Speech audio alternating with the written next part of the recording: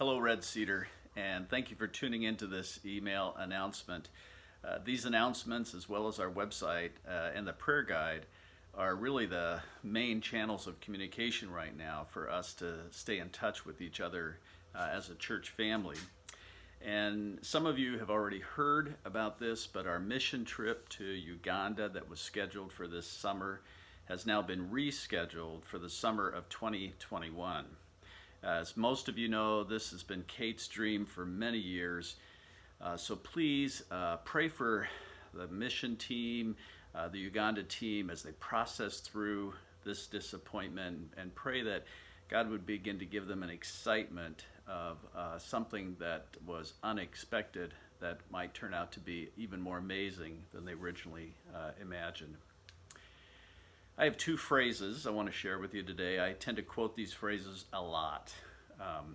They're not from the Bible, but I do think they're biblical ideas. The first one is this: you have to dance with who brung you. And if you want to learn more about that, tune into the message on Romans 14 this Sunday.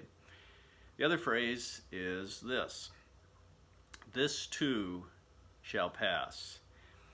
I think it's a better phrase than what I'm hearing in the commercials all the time, which is, we will get through this together. I like the phrase, this too shall pass, because the emphasis is more on what God's up to rather than our human capability. Let me be very clear. I am grateful for this sort of digitalized fellowship we're in right now, but I'm also realistic. This is not real biblical fellowship that we're experiencing. We're living off of scraps, and that can't go on for too long, or there will be some long-term consequences, which is why the elders are praying and discussing and trying to figure out how to come back together again. We're also dialoguing with other pastors in the city. We're expecting to be back in some kind of in-person fellowship, both in the worship service and in other ways, as early as next month. But let me also be very sober here. It's going to be 6 to 12 months before we're back to anything that looks like what it did in the past. Again, this too shall pass. I've been thinking a lot about the book of Habakkuk. When God spoke to Habakkuk at the very beginning of the book, he says, I am doing a work in your day that if it were told, you would not believe it.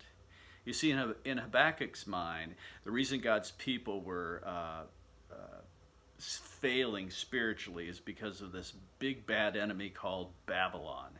And so God says, Habakkuk, you're not going to believe this. Instead of getting rid of Babylon, I'm actually going to invade you with Babylon, and that's actually going to make you, in the long run, more beautiful as a people than you are right now.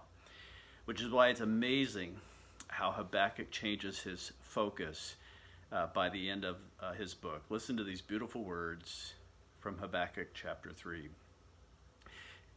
The prophet says, I trembled inside when I heard this. In other words, when I heard what God was up to. My lips quivered with fear. My legs gave way beneath me, and I shook in terror. I will wait quietly for the coming day when disaster will strike the people who invade us.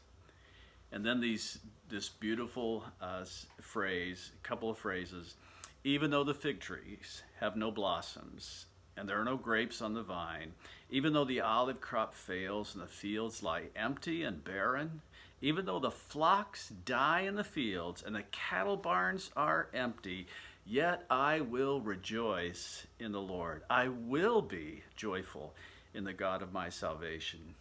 The sovereign Lord is my strength. He makes me as sure-footed as a deer, able to tread upon the heights. This too shall pass.